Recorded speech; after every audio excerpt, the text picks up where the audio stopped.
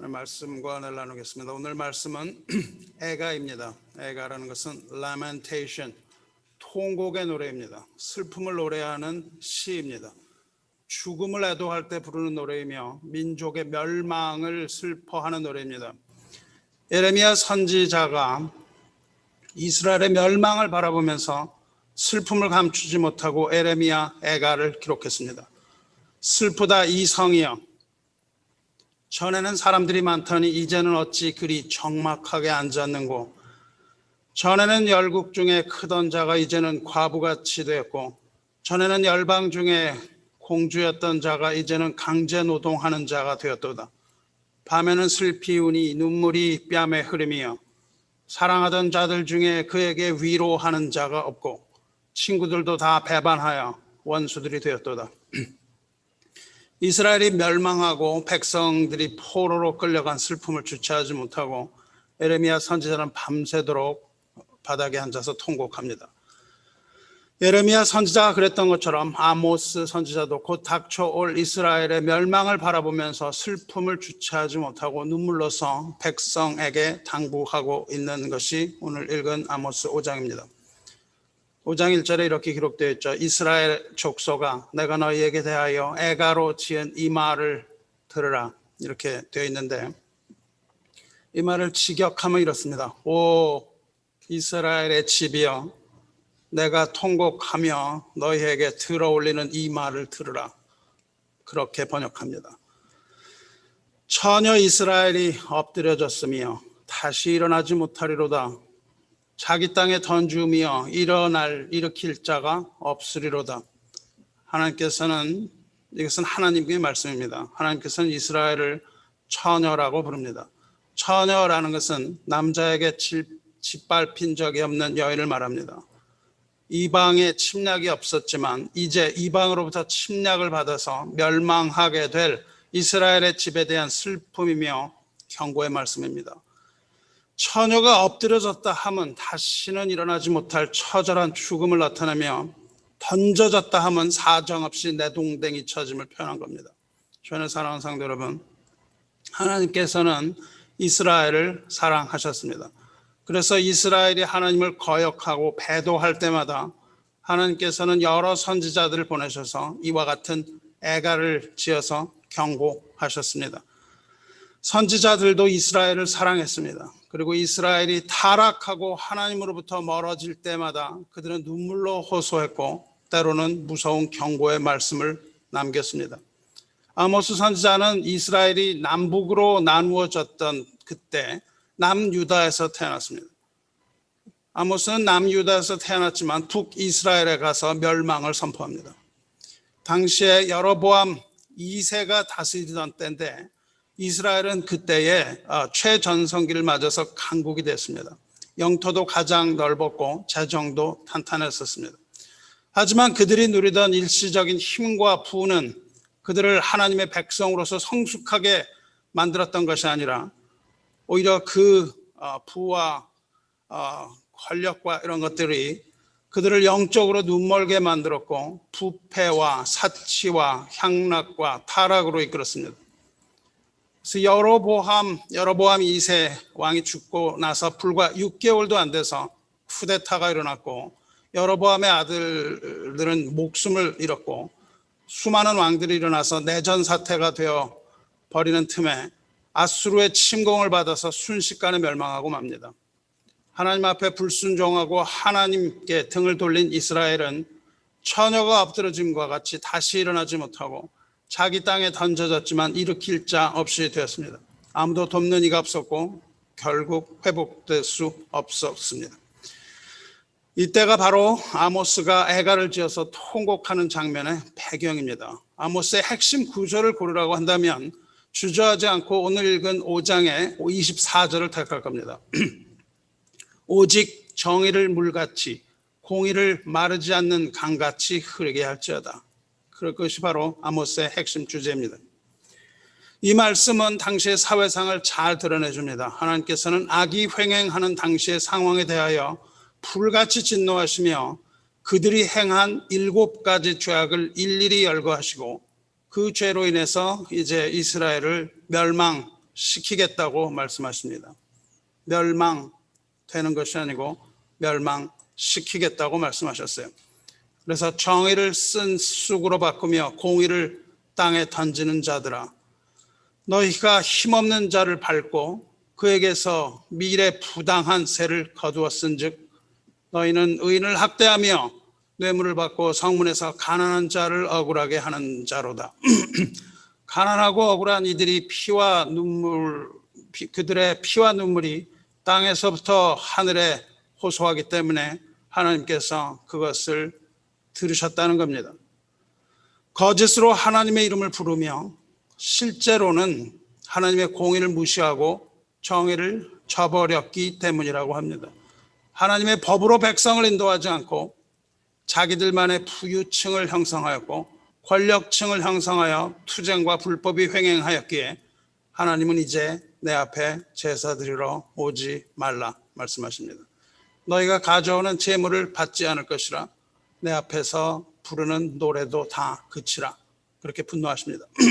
그리고 그 하나님의 진노 가운데 모두 다 끌려가게 될 것이라고 말씀하십니다. 주 안에 사랑하는 성도 여러분, 하나님께서는 폭력을 싫어하시고 정의를 사랑하시며 가난한 자와 핍박받는 백성을 사랑하셔서 오직 정의를 물같이 공의를 마르지 않는 강같이 흐르게 하라고 하십니다. 백성이 거역했을 때 그 사회를 혼돈 가운데로 몰아넣으십니다. 그때마다 사회는 혼돈 속으로 빠져들었고 어둠이 덮이는 세상이 되었습니다. 주 안에 사랑하는 성도 여러분, 지금 어떻습니까? 얼마 되지 않지만 제가 살아오던 이 세대를 돌아볼 때 지금과 같이 불확실한 시대는 없었습니다. 점점점 마지막 때를 향하여 치닫음을 우리는 느낍니다. 한 치 앞을 내다볼 수 없는 혼돈과 불확실성의 시대입니다. 얼마나 그런지 여러분 살펴볼까요? 국제 정치와 경제와 문화 주간지인 여러분 잘 아시는 The Economist 잡지가 있습니다. Economist는 178년의 긴 역사를 가지고 있으며 정치적으로는 진보 성향이고 경제적으로는 자유와 보수를 표방합니다. 전 세계 지식인들에게 큰 영향력을 미치며 공신력을 인정받는 이 잡지가 2021년에 일어날 5가지에 대하여 기사를 냈습니다. 기사의 제목은 The World in 2021 이런 제목이 붙은 기사를 잠깐 소개하면 이렇습니다. 2021년에 일어난 일, 주목받는 5가지 중에 첫째로는 민주주의가 큰 위험에 처할 것을 꼽았습니다. 뉴스를 보면 한 치 앞을 알 수 없죠. 두 번째로는 전기차의 등장입니다. 이제 자동차 회사들은 더 이상 자동차를 만들어서는 안 되고 가전제품 만들어야 되는 겁니다. 두 번째 2021년에 일어날 일입니다. 셋째로는 거대한 기후변화를 예상합니다. 지구 구석구석 코너마다 기후가 변한다고 합니다. 네 번째 2021년에 일어날 것은 중국의 영화 산업이 헐리우드를 누르고 1인자가 될 것이라고 기록했어요. 마지막으로 5번째는 우주를 떠다니는 소행성의 위험입니다. 7년 전에 러시아 남부 첼비빈스키 스코프에 그 운석이 하나 떨어져서 조그만 운석이 떨어졌는데 1200명 사상자를 냈죠. 그 소행성을 언급하면서 올해 가동될 나사의 DART 프로젝트, DART 미션을 소개했습니다. 그 행성이 발견됐는데 디디모스라는 행성이 발견되는데 그것이 부딪히면은 몇 개의 국가를 그냥 손쉽게 날려버린다고 그러죠. 그래서 그 행성의 궤도를 바꾸는 프로젝트가 2022년 내년에 있습니다. 그 디디모스 옆에 그 조그만 행성이 하나 있는데 그 행성에 임팩을 가해서 그 행성의 궤도를 바꿔버리는 그런 프로젝트를 지금 진행 중이에요. 우리 하도 알지 못하지만 언제 그런 것이 우리에게 와서 부딪히게 될지 알지 못하는 그런 시대에 살고 있습니다. 그런데 이 기사를 쓰고 거기에 The Economist의 표지 사진 한 장을 올렸어요. 아주 심볼릭한 사진을 올립니다. 이 기사를 내면서 더욱 아주 스산한 그림 한 장을 표지 사진으로 올렸어요. 그 사진이 올해 일어날 것에 대하여 그 사람들의 생각을 말해주고 있습니다. 그 그림은 도박장에서 볼 수 있는 슬롯 머신입니다. 잡아당기는 슬롯 머신 있죠. 그 그림이 있는데 거기 동전을 집어넣는 동전 주입구에 Insert Stimulus Fund라고 써 있어요. 바이러스 때문에 지금 지급되고 있는 경기 부양 보조금이죠. 이제 그 보조금을 넣으라고 되어 있습니다. 그리고 슬롯 머신의 손잡이에는 지구 모양의 콩이 달려 있고 거기에 지구본이 잡아당기게 돼 있죠. 이 지구촌에 복잡한 일들이 많이 일어날 것이다. 그런 것을 의미합니다. 그리고 거기 이렇게 돌아가는 톱니바퀴 같은 것들이 있죠. 여기 4개가 있는데 그 톱니바퀴에 여러 그림들이 그려 있습니다. 먼저 눈에 띄는 건 마스크입니다. 마스크를 쓰고 있는 사람의 모습이 보이고 마스크 위에 주사기가 있습니다. 주사기 물론 백신을 나타내는 것이죠. 그리고 주사기 위에 코로나 바이러스의 그 모습이 있습니다. 그리고 이 마스크와 백신이 코로나를 밀어내요. 그러니까 이제 코로나의 백신이 만들어져서 그 코로나를 밀어내는데 그 옆에 다시 또 바이러스 커다란 게 들어옵니다. 그 얘기는 뭐냐면은 이 백신이 바이러스를 점령하지 못하고 또 다른 그런 팬데믹 사태가 들어올 거라는 걸 의미를 하죠. 그리고 거기에 퀘스천 마크를 딱 써놨습니다. 바이러스가 백신을 잡을 수 있겠냐는 의미겠죠. 이렇게 새로 올라오는 바이러스가 있는데 그 바이러스 뒤에는 우리가 쓰는 줌 소프트웨어 로고가 올라갑니다. 그러니까 이 새로 들어온 코로나가 줌 소프트웨어를 올려줘요. 바이러스가 계속되고 락다운이 되고 줌 사용도 계속된다는 걸 의미하고 있죠. 그리고 그 뒤에 불이 일어납니다. 불이 타고 나무가 막 불이 타요. 그리고 거기에 커다란 달러 사인이 막 빠르게 움직이고 주가의 수치가 너울치는 도표가 지나갑니다. 그리고 의문표가 붙어 있습니다. 경제가 불통해진다는 뜻이죠. 그리고 거기에 에너지를 표시하는 바람개비가 달려있고 중화인민공화국의 5성기가 그 위로 떠오릅니다. 반면에 미국의 성조기는 두 동강으로 찢어져 있습니다. 그리고 두 동강으로 찢어져 있는 것을 미는 것이 소셜미디어 플랫폼의 중국산 틱톡의 로고가 그것을 밀어 올리고 있죠. 찢어진 성조기 바로 위에 바이든 대통령이 얼굴이 나타나고 그 위에 뭐가 그려져 있냐면 핵폭탄의 그림이 그려져 있습니다. 그러니까 이 사람들이 생각하는 것은 핵전쟁의 위험성이 있다고 이 사람들은 판단을 하고 팬데믹과 핵전쟁과 이 두 개의 불분명한 것들 이런 것들을 이 사람들이 이제 2021년에 예상하고 있는 것을 그렇게 기사로는 쓰지 못하고 그 도표로서 표현하고 있는 거예요. 이것은 그냥 돌아다니는 찌라시가 아니고 저명한 저널 더 이코노미스트의 표지 화면으로 이 사람들이 늘 계속 올려놓고 있는 그런 장면입니다. 국제사회가 얼마나 빠르게 변하고 있으며 정치, 경제, 문화 각 분야가 얼마나 신속하게 변하고 있는지 또 얼마나 신속하게 사회가 부패하고 어지러워지는지 여러분 알 수 있습니다. 여러분이 살고 있는 이 세대는 이처럼 급속하게 변하고 있으며 고비 뿔린 마차가 언덕길을 내려가는 것처럼 이 세상은 마지막을 향해서 달려가고 있음을 아시기 바랍니다. 우리는 영에 속한 사람들이어야 합니다. 우리는 영에 속한 사람들이므로 영의 일들을 잘 분별할 줄 알아야 됩니다. 이 모든 일의 중심에 하나님의 교회가 있다는 것을 여러분 알아야 되는 거예요. 그리고 교회는 이러할 때 어떻게 처신해야 되는지 우리 말씀을 통해서 알아보려고 하는 겁니다.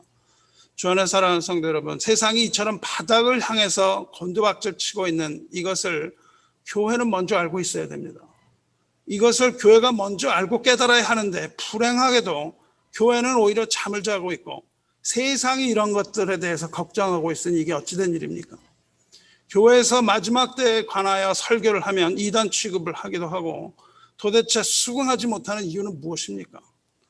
이 세상에 천년 만년 살 것 같이 이 세상에서 편하고 멋지고 풍족하게 사는 그런 삶에만 관심을 가지고 있는 건 어찌된 일입니까? 주 안에 사랑하는 성도 여러분, 이 시대에 오늘과 같은 설교를 하는 목사를 뭐라고 부르는지 압니까? 주님의 재림을 설교하고 그런 교회에 있는 성도들을 뭐라고 부르는지 아십니까? 그런 사람들을 근본주의자다라고 부릅니다. 펀다멘탈리스트라고 부르고 위험 인물로 분류되어 있습니다. 뉴욕 타임스를 보시거나 여러분이 그런 언론을 보시거나 당장 위키피디아에만 들어가도 그렇게 분류되어 있습니다. 어떤 자가 근본주의라고 분류되는지 여러분 한번 들어보시기 바라요. 어떤 자가 근본주의며 사회에 위험을 가져다 줄 수 있는 사람인지, 어떤 자들이 핍박을 앞으로 받게 될 것인지 여러분 잘 들어보고 판단해 보시기 바랍니다. 근본주의자의 특징은 5가지로 분류합니다. 뉴욕타임스나 CNN이나 또한 정당이나 이런 데서 근본주의자라고 할 때에 그것을 5가지로 분류합니다. 첫 번째로는 근본주의자, 이런 사람이 근본주의라고 얘기해요. 첫 번째로는 성경에 오류가 없다고 주장한다. 문자 그대로 오류 없다고 주장한다. 두 번째, 그리스도의 동정녀 탄생, 예수의 탄생은 어떻게 해석하는 해석 대상이 아니라고 주장한다. 3. 그리스도의 대속적 죽음을 주장한다. 그리스도의 십자가를 아가페 사랑이나 폭넓은 구속사적인 그렇게 이해하지 않고 인간의 죄를 대속하는 실제적인 사건이라고 강조한다. 구속사의 이해라는 건 결국 실제 죄를 사해 주는 건 아니라는 뜻이죠. 4. 육체의 부활, 육체가 무덤에서 일어나는 사건이라고 주장한다. 5. 그리스도의 재림, 그리스도의 정의가 세상에 실현되는 이런 걸로 보지 않고 아주 강력한 왕권으로 그리스도의 재림을 주장한다. 성도 여러분 어떻습니까? 이렇게 주장하는 사람을 근본주의자라고 부르는 겁니다. 여러분의 신앙은 어디에 속합니까? 여러분이 이것을 믿습니까? 여러분 이렇게 말합니까? 그렇다면 여러분은 근본주의자이고 세상이 경계해야 할 대상으로 이미 분류되어 있습니다. 나는 이것을 성경을 성경대로 믿는 목사로서 성경이 정확무오한 하나님의 말씀임을 믿으며 예수께서 동정녀로 탄생하셨음을 믿으며 그리스도께서 십자가에서 우리의 죄를 대속하셨음을 믿으며 그리스도 안에서 우리의 육체가 부활할 것을 분명히 믿으며 마지막 날에 그리스도께서 심판주로서 또 하나님의 나라를 다스리는 왕으로서 이 세상에 오심을 분명히 믿습니다. 그리고 여러분도 사도신경을 통해서 여러분의 입을 열어서 방금 이 신앙을 고백했습니다.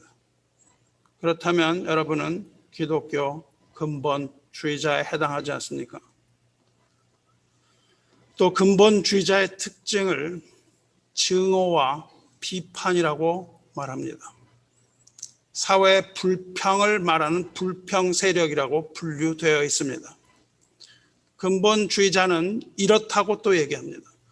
근본주의자들은 이라고 쭉 얘기할 때 거기에 공통적으로 나타나는 단어는 비판입니다.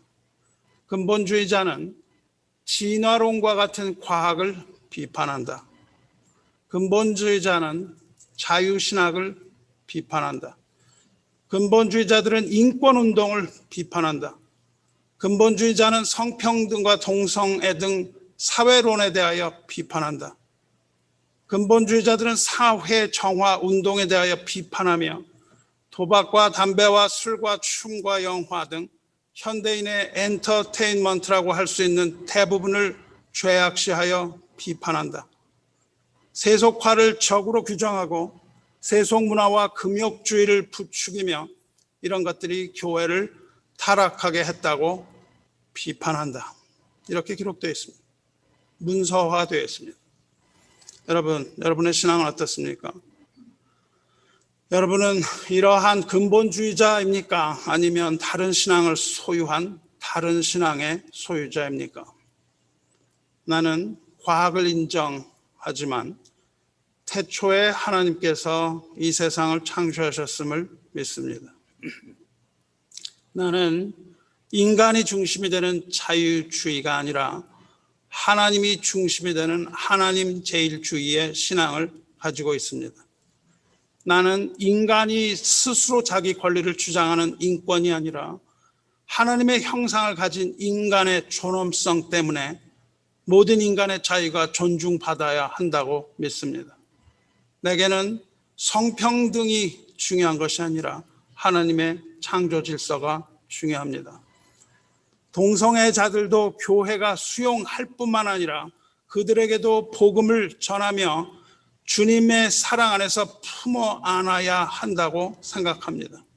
그러나 그것이 죄가 아니라고 주장하고 오히려 그것이 괜찮다고 말하는 것은 결코 수용할 수 없습니다. 사회 정화나 사회 정의가 아니라 하나님의 나라가 이 땅에 와야만 진정한 사회의 정의가 실현된다고 믿습니다. 세속화는 교회의 적이라고 분명히 믿습니다. 세속화는 교회의 적이며 거룩한 하나님의 백성을 도탄에 빠뜨리는 죄악이라고 분명히 믿습니다. 그러므로 나는 그들이 말하는 근본주의자입니다. 어떻습니까? 여러분은 이런 목사가 설교하는 이것을 매일 듣고 그 말씀을 매일 받고 이 자리에 앉아 있다면 여러분 역시 근본주의자 아닙니까? 사랑하는 성도 여러분, 이런 믿음을 가진 사람을 거듭난 건강한 크리스찬이라고 부르지 않고 기독교 근본주의자라고 부른다면 차라리 나는 그렇게 불리고 지탄받기를 원합니다. 성경을 성경대로 믿을 때 근본주의자라고 비난받는다면 차라리 근본주의자가 되겠습니다. 어차피 크리스찬이라는 이름도 교회가 붙여준 이름이 아니고 세상이 조롱하기 위하여 붙인 이름이기 때문에 그렇습니다.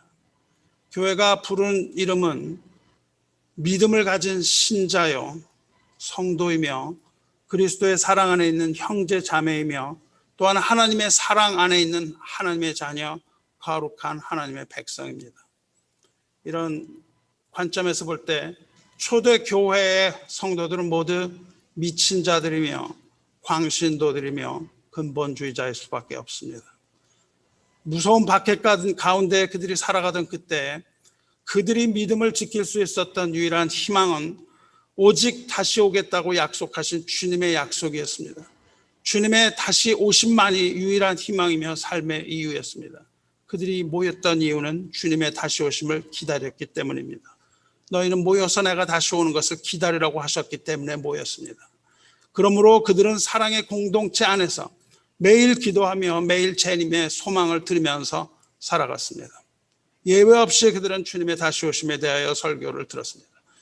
하지만 그들은 모두 주님의 오심을 보지 못하고 죽었습니다. 그 이후에 모든 세대에서 주님을 그렇게 기다리던 주님의 신부들이 있었습니다. 그러나 모두가 다 주님의 오심을 보지 못하고 다 죽었습니다. 그렇다면 그들의 믿음은 어떻게 된 겁니까?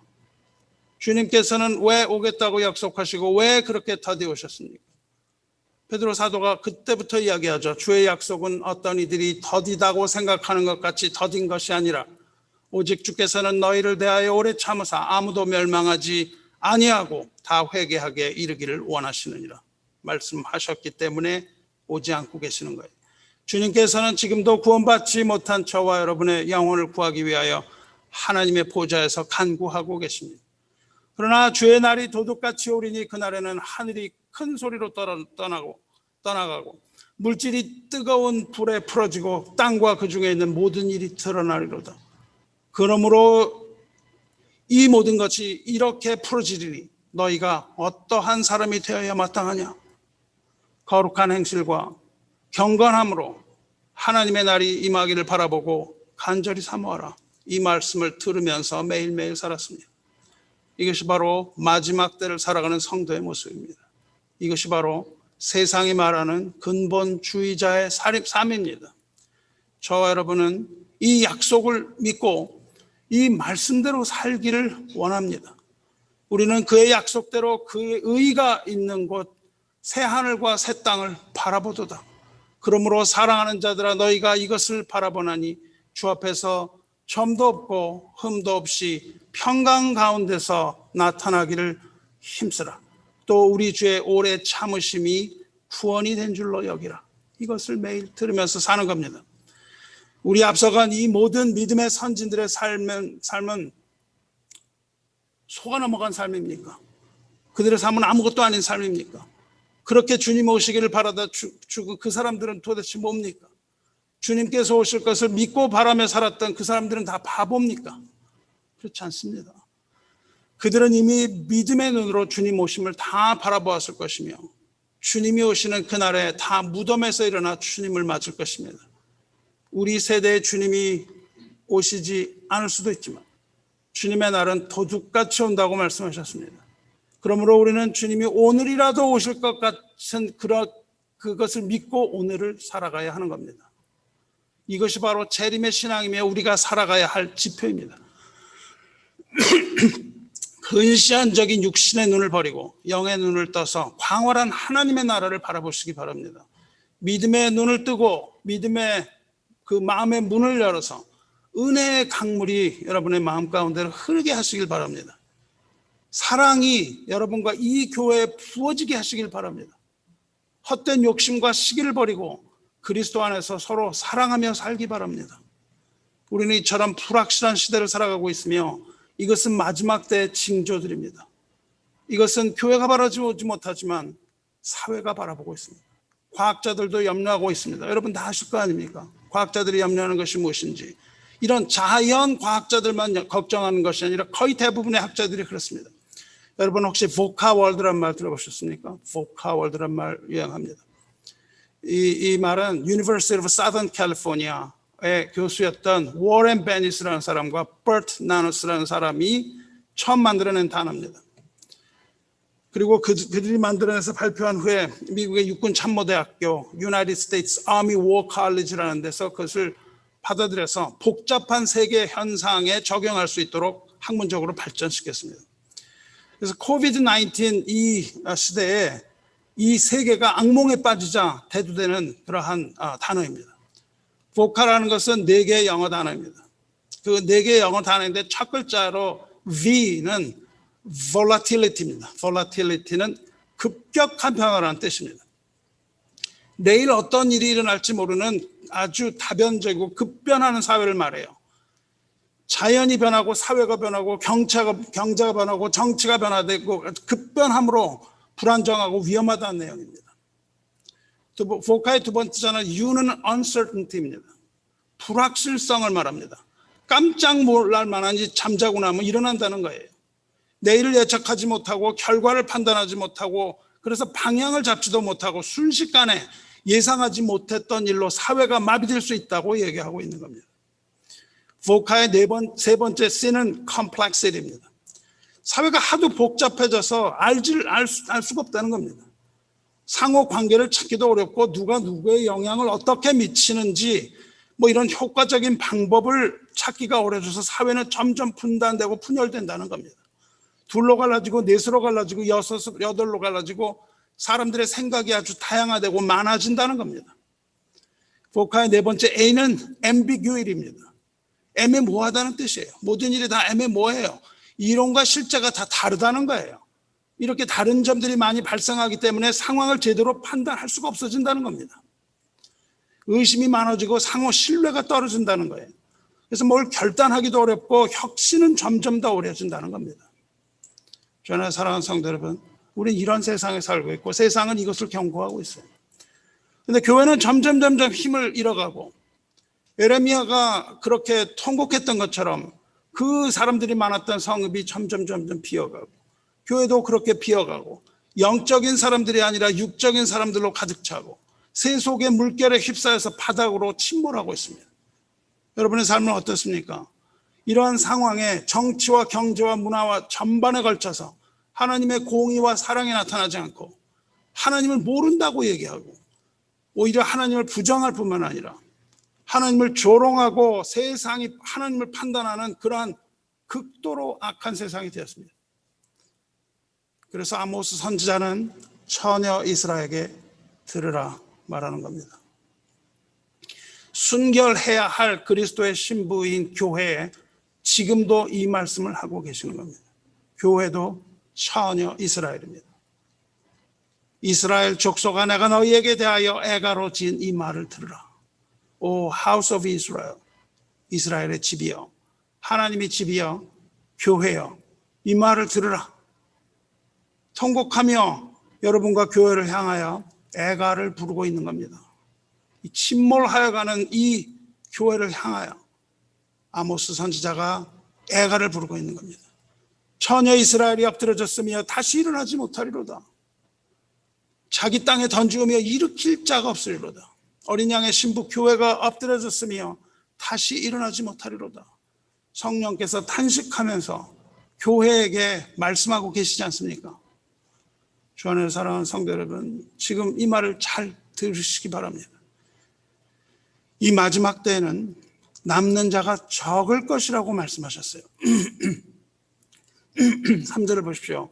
주 여호와께서 이와 같이 말씀하시되 이스라엘 중에서 1000명이 행군에 나가던 성읍에는 100명만 남고 100명이 행군에 나가던 성읍에는 10명만 남으리라 말씀하셨습니다. 이것은 무너져가는 이스라엘의 최후 모습입니다. 남은 자가 거의 없이 모두 쇠퇴하고 소멸된 상황입니다. 영적으로 볼 때 이것은 예수께서 말씀하신 것이죠. 인자가 올 때에 세상에서 믿음을 보겠느냐 말씀하셨습니다. 내가 나를 위하여 바알에게 무릎을 꿇지 아니한 사람 7000명을 남겨두었다 하신 말씀과도 같습니다. 또 불법의 사람 멸망의 아들이 나타나기 전에 먼저 미혹함과 함께 배도하는 일이 있을 것이라는 사도 바울의 말도 이것입니다. 하나님의 진노의 불이 이르기 전에 수많은 사람들이 믿음을 떠나서 미혹하는 영과 귀신의 가르침을 쫓으리라 말씀하셨습니다. 그럼에도 불구하고 하나님께서 그 소망을 완전히 끊지 않으시고 죄는 미워하시지만 끝까지 긍휼을 베푸셔서 완전히 진멸되지 아니하고 믿음의 사람들이 끝까지 조금은 살아남아 있을 것을 말씀하고 계시는 겁니다. 하나님께서 이렇게 그 백성을 남기신 이유는 왜 그렇습니까? 그것은 아브라함과 맺으신 언약 때문입니다. 이삭과 맺은 언약 때문입니다. 야곱과 이스라엘과 맺으신 언약 때문이며 또한 긍휼히 여기셔서 교회도 살려두실 것은 주님께서 하나님의 자녀들과 맺으신 새 언약 때문입니다. 저와 여러분이 새 언약, 곧 하나님을 사랑하고 형제를 내 몸과 같이 사랑하는 그 언약 안에 있으면 우리는 하나님의 언약 백성이며 마지막 날에 내가 다시 살리리라 약속하신 겁니다. 우리는 그 언약 안에 있어야 되는 거예요.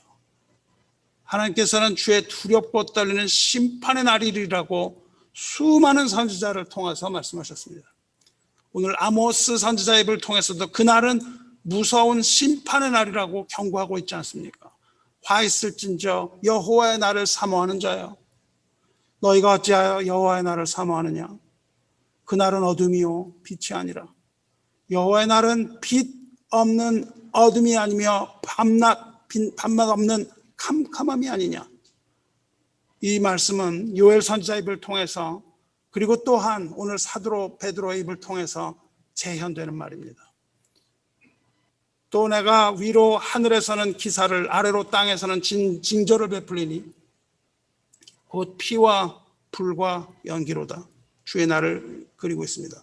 주의 크고 영화로운 날이 이르기 전에 해가 변하여 어두워지고 달이 변하여 피가 되리라. 달이 핏빛으로 변하고 해가 없이 캄캄해지는 날이 온다는 겁니다. 하나님께서 말씀하신 주의 날은 주님이 오시는 그 날이 되지만 그 전에 해가 사라지는 흑암이 임할 것이며 달이 변하여 핏빛이 되는 두려운 징조가 있을 것이라고 말씀하셨습니다. 주님이 오시는 그 날은 심판의 두려운 날이 될 것이며 하나님의 진노가 하늘로부터 퍼붓는 날이 되며 불로 세상을 심판하는 심판 날이 됩니다. 이게 두렵지 않습니까? 여러분, 이것을 들으면 두렵지 않습니까? 아니면 신경이 마비돼서 또 하나의 소설을 듣는 것 같습니까? 아니면 이것이 하나님의 경고로 들립니까? 우리는 성령의 역사하시지 않으면 이런 진실을 볼 수가 없습니다. 그냥 소설로 치부하고 지나가는 거예요. 또 저 얘기하는구나. 그러나 성령이 여러분 안에 역사하셔서 여러분의 눈을 뜨게 하시고 진실을 바라볼 수 있게 되기를 주님의 이름으로 축원합니다. 주 안에 사랑하는 형제자 여러분, 이와 같이 두려운 주님의 심판이 일어나는 그날 우리는 죽지 않고 살아나는 방법이 있습니다. 그것이 바로 오늘 말씀의 핵심입니다. 이것을 알아야 죽지 않고 살아나는 겁니다. 이것을 잘 들으시고 이대로 하시기 바랍니다. 살아남기 위하여서 해야 할 일이 두 가지가 있습니다. 첫 번째가 5절입니다. 5절.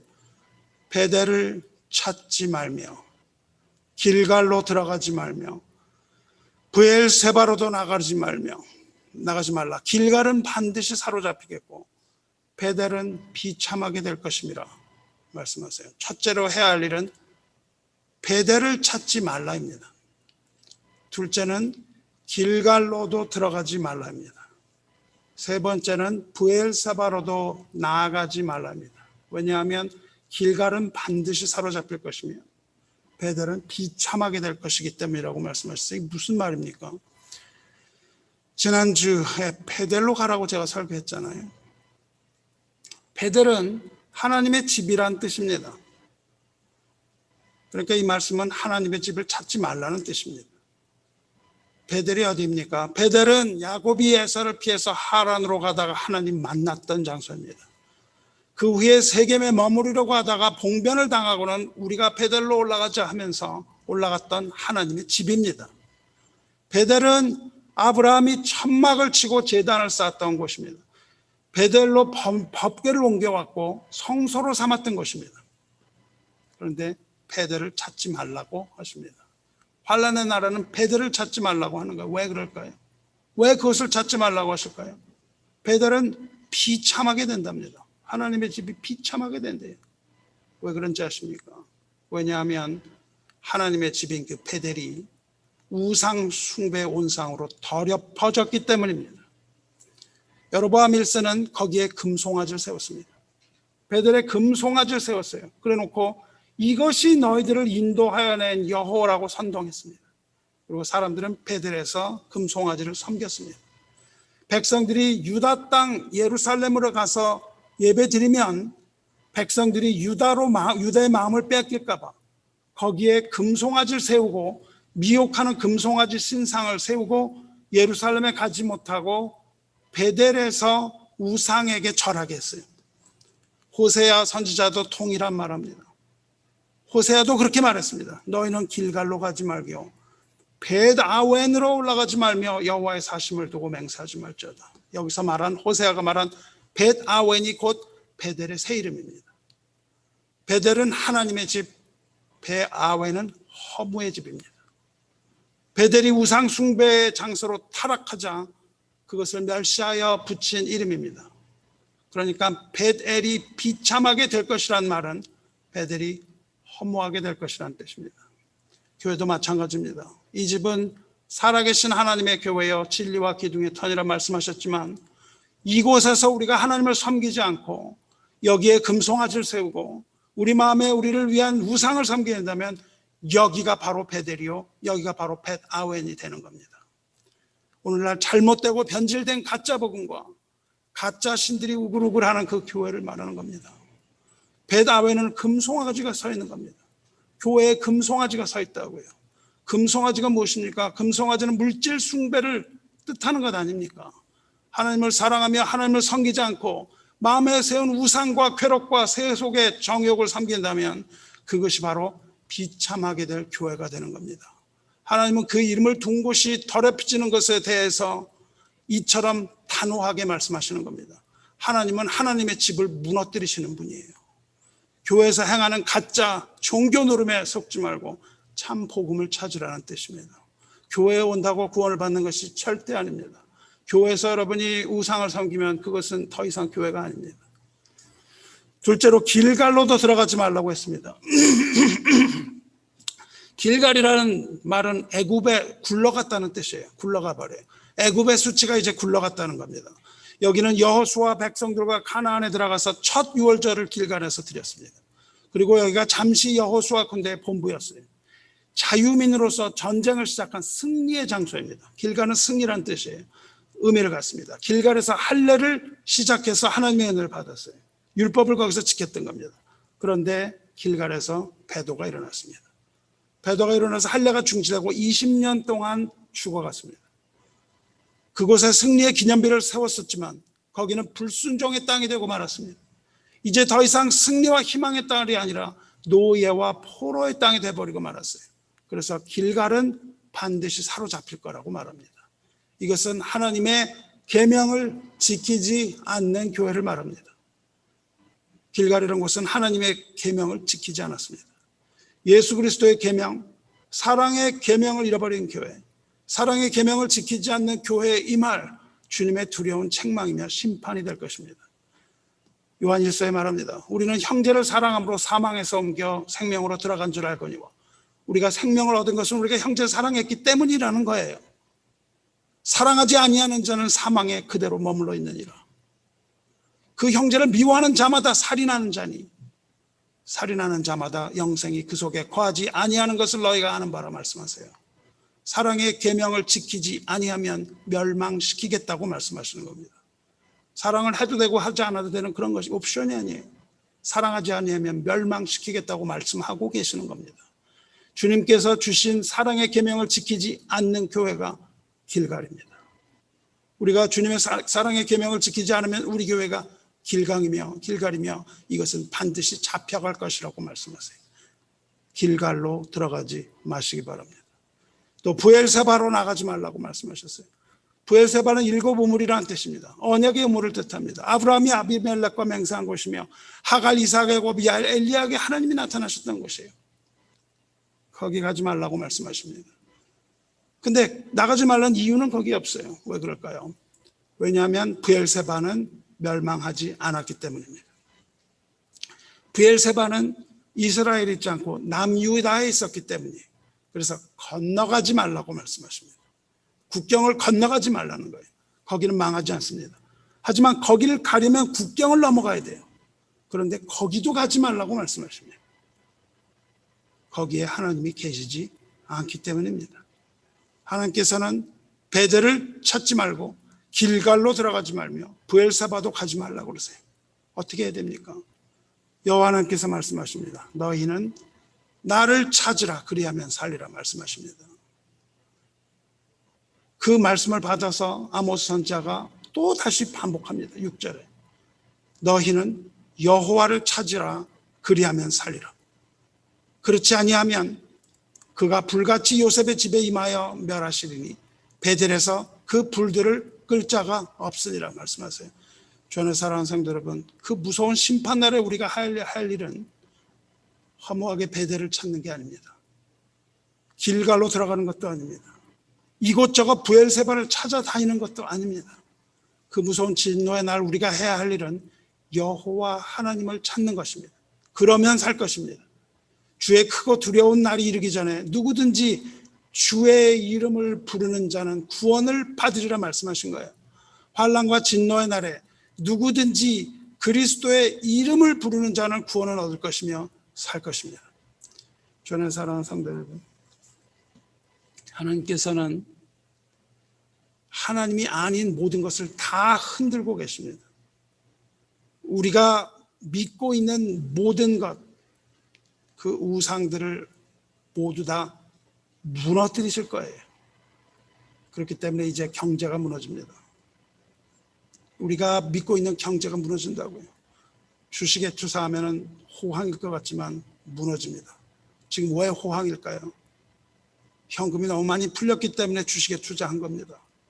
무너지고 마는 거죠. 현금은 이제 휴지가 되고 마는 거죠. 경제가 무너집니다. 정치가 다 모두 무너져 내리고 말 것이에요. 우리가 정치의 어떤 쪽에 우리가 소망을 둘 수가 없는 겁니다. 우리 건강이요, 무너져 내리는 겁니다. 팬데믹으로 무너져 내리고 이런저런 이유들로 다 무너져 내리는 겁니다. 모든 것이 다 무너져 내리는 겁니다. 무너져 내리는 것이 아니라 우리 마음을 사로잡고 있는 모든 우상을 하나님께서 모두 다 무너뜨려 버리실 것이라는 겁니다. 이런 시대에 우리는 베델로 올라가서는 안 되는 겁니다. 베델로 가서는 안 되는 거예요. 베델을 찾으면 길갈로 나가는 겁니다. 길갈로 나가면 결국 브엘세바로 건너가는 겁니다. 점점 더 깊이 빠지는 모습입니다. 이것은 마치 시편 1편에 나오는 악인과 같습니다. 복 있는 사람은 악인들의 꾀를 따르지 아니하며 죄인들의 길에 서지 아니하며 오만한 자들의 자리에 앉지 아니하고 오직 여호와의 율법을 즐거워하며 그의 율법을 주야로 묵상하는 거다. 여러분, 악인의 꾀를 따라서 우리의 마음을, 그 악인의 우리의 생각을 악에 허용하면, 그 생각에 허용을 하면 그 다음에는 죄인들의 길로 나가게 되는 거예요. 생각이 그렇게 변하면 나갑니다. 길로 나간 다음에는 마침내 오만하게 되어 멸망의 자리까지 가서 앉고 마는 겁니다. 복 있는 사람은 악인의 꾀를 따르지 않고 죄인들의 길에 서지도 않고 오만한 자들의 자리에 앉지도 않듯이 성도는 베델을 찾는 기복 신앙에 빠져도 안 되고 길갈로 들어가는 불순종의 신앙에 빠져 들어가서도 안 되고 브엘세바가 어딘지 찾아드는 종교적 허식과 종교 행위를 멈춰야 하는 겁니다. 하나님은 베델에도 계시지 않고 길갈에도 계시지 않고 브엘세바에도 계시지 않고 베드포드 이곳에 계신 것도 아닙니다. 하나님은 그런 곳에 계시는 것이 아니라 하나님은 그리스도의 영이 있는 곳에 계십니다. 하나님을 찾는다는 것은 하나님이 어디 계신지를 찾아다니는, 그것을 찾아다녀서 이 장소 저 장소 이 교회 저 교회를 찾아다니는 것이 아니라 하나님의 법을 지키고 말씀을 듣는 겁니다. 하나님은 예수 그리스도 안에 있는 하나님의 성전, 곧 하나님의 자녀들 안에 계십니다. 하나님의 백성 안에 계십니다. 그러므로 성령 안에서 하나님의 이름을 부르고 우리의 죄의 심각성을 돌아보고 회개하며 그리스도 안에서 부르짖어 기도하면 됩니다. 그리고 선의 편에 서는 것이고 빛이신 그리스도의 편에 서서 그리스도를 구세주여 주로 믿으며 서로 선을 사랑하고 악을 미워하는 겁니다. 그렇게 하지 않는다면 결국 이런저런 모습의 허식과 행위는 다 거짓이 되는 것이며 하나님을 찾는 것이 아니라 허무한 후상을 쫓는 거짓 신앙에 휘말려서 결국 불로 임하시는 하나님의 심판을 견디지 못하는 겁니다. 이것이 바로 주님의 진노의 날 우리로 하여금 살아남게 하시는 하나님의 자비로운 말씀입니다. 이것을 기억하시기 바랍니다. 주님의 이름을 부르며 주님을 찾으시기 바랍니다. 아까 이 세상을 어두운 절망에 빠뜨리는 VUCA 월드에 대해서 말했습니다. Volatile world, 급변하는 세상, Uncertain world, 불확실성의 시대, Complex world, 복잡하게 나누어진 세상, 그리고 Ambiguous world, 혼동스럽고 잘못된 이 세상, 이렇게 어지러운 혼돈의 세상이라고 말하지 않았습니까? 그런데 이러한 절망에 대해서 세상의 답이 나왔습니다. 세상의 답은 VUCA 2.0, VUCA 2.0이 나왔어요. VUCA 2.0은 하버드 비즈니스 스쿨 윤리학 교수인 빌 조지라는 사람이 제창했습니다. 그것은 이 세상에 희망을 불어넣자는 긍정적인 세계관입니다. VUCA 2.0의 VUCA는 1. 비전입니다. 행동하고 변화에 대응하라. 2. U를 다시 썼습니다. Understanding. 이해입니다. 불확실한 세상을 더 넓게 더 다양한 시각에서 이해하라. 3. C는 clarity. 확실성입니다. 집중하고 신축성 있게 행동하고 창의적이 되라. 4. 마지막으로 A는 agility, 민첩함입니다. 빠르게 판단하고 확신하라. 이 부정적인 VUCA에서 긍정적인 VUCA 2.0이 나온 거예요. 부정적인 것보다는 물론 긍정적인 사고가 훨씬 좋겠죠. 하지만 여러분, 이 VUCA 2.0 이것으로 우리는 세상에서 살아남을 수 있겠습니까? 절대 그럴 수 없습니다. 세상은 점점 악해져 갈 뿐입니다. 그렇다면 성경 어떻게 말합니까? 이것이 바로 오늘 사도행전 말씀, 요엘 선지자 말씀입니다. 이는 곧 선지자 요엘을 통하여 말씀하신 것이니 이르렀으되 하나님 말씀하시기를 말세에 내가 내 영을 모든 육체에 부어주리니 너희의 자녀들은 예언할 것이요 너희의 젊은이들은 환상을 보고, 이게 바로 비전이죠. 환상을 보고 너희의 늙은이들은 꿈을 꾸리라.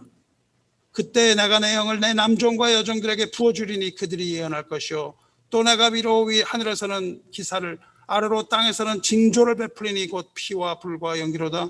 주의 크고 영화로운 날이 이르기 전에 해가 변하여 어두워지고 달이 변하여 피가 되리라. 누구든지 주의 이름을 부르는 자는 구원을 얻으리라 말씀하셨습니다.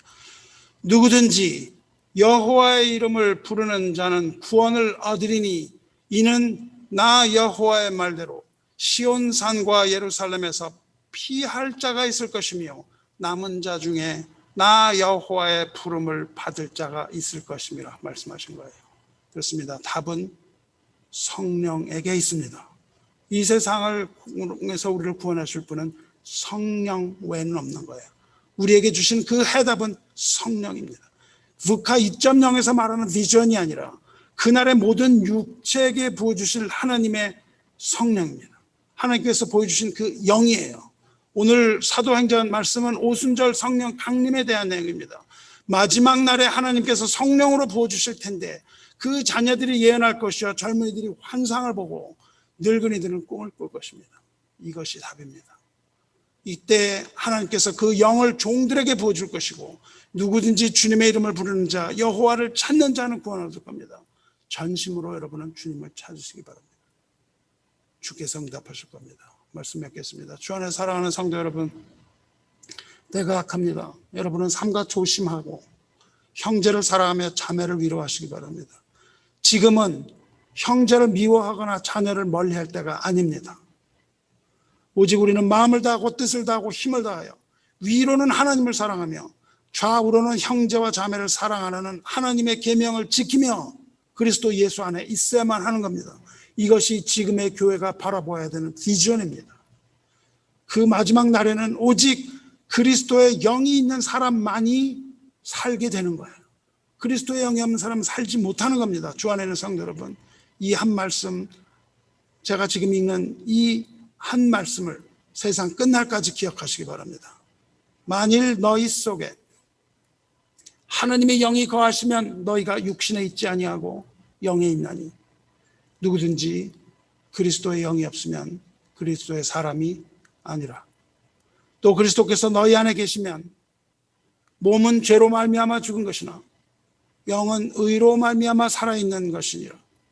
예수를 죽은 자 가운데서 살리신 이의 영이 너희 안에 거하시면 그리스도 예수를 죽은 자 가운데서 살리신 이가 너희 안에 거하시는 그 영으로 말미암아 너희 죽을 몸도 살리시리라.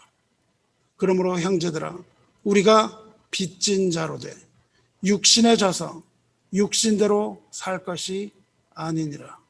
너희가 육신대로 살면 반드시 죽을 것이로되 영으로서 몸의 행실을 죽이면 살리니 무릇 하나님의 영으로 인도함을 받는 사람은 곧 하나님의 아들이라. 이 한 말씀 기억하시고 여러분의 영 가운데에 예수 그리스도의 영 성령을 모시고 성령 충만함으로 주님의 이름을 부름으로 살게 되시기를 주님의 이름으로 축원합니다. 기도하겠습니다. 은혜로우시고 자비로우신 하나님 아버지, 하나님의 은혜와 사랑에 감사드리나이다. 하나님 감사합니다. 살려주신 은혜 감사합니다. 거짓이 가득한 이 땅에 하나님의 진리를 드러내시고 악에 빠진 이들을 하나님의 빛으로 인도하여 주시고 어둠 가운데서도 주의 이름을 부르는 모든 이들을 구원하여 주시옵소서. 이 땅에 하나님의 공의와 진실과 자유가 물 흐르게 하시고 증오 대신 사랑을, 폭력 대신 평화를, 그리고 자신보다 남을 더 낫게 여기며 배려하는 삶을 우리 교회에 내려주시옵소서. 하나님의 진실이 세상의 모든 거짓을 이기게 하시며 하나님의 정의가 세상의 악을 짓밟으시며 사랑이 미움을 이기게 하시고 긍휼이 심판을 이기게 하여 주시옵소서. 공중 것에 잡은 자의 흑암 속에 사는 이들을 주님의 이름으로 구원하시며 하나님의 나라를 속히 보게 하여 주시옵소서.